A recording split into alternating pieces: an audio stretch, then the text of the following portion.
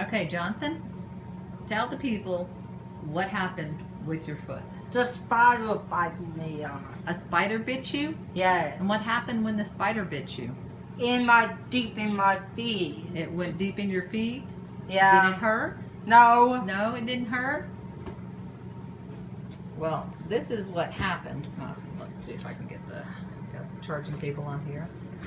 This is where the spider bit him.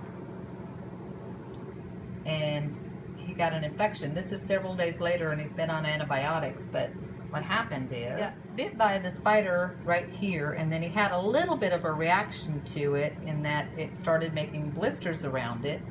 But he was staying the night with his grandmother, and she said she didn't see anything on it, and he had said he thought he got stung by a bee initially. So anyway, Ronnie brings him home or out to me. I'm with the grandkids, and he brings him out to me. And the first thing I notice is that his foot is like 3 times the normal size, at least. I mean, it looks like the elephant foot. And I'll show you a picture because we got a picture of it. But, and I was like,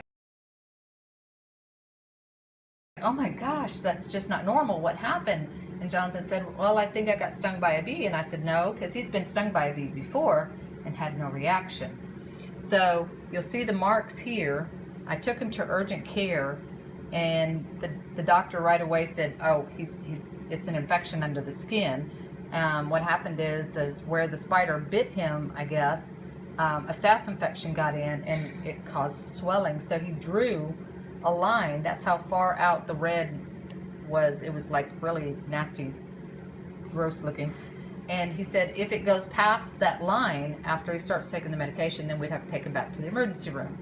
So anyway, long story short, we started him on the antibiotics, and you see the blisters are starting to go away and dry up and stuff. There's still a few more, but he is doing much better, aren't you, Jonathan? Yes. So it's hard to get him to try to, when you try to tell him, stay off your feet, Jonathan, keep your feet up, Jonathan. He's supposed to kind of keep it propped up and stuff, and he's not real good at that part, is he? No. So, and he can only wear flip-flops right now. So like when we went out to the property today, several times on the video when I was doing the fencing, you'd heard me say, Jonathan, while you can only wear flip-flops, you have to stay on the porch, or you have to stay over there.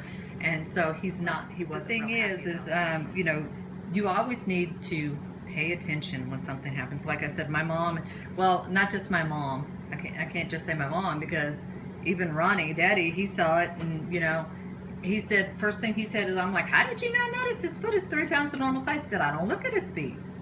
And I was like, well, okay, well, somehow as a mom, I managed to look at his feet right away. I don't know why, but like I said, I did, and I noticed right away that it was a little bit like troll feet with all this hair on them.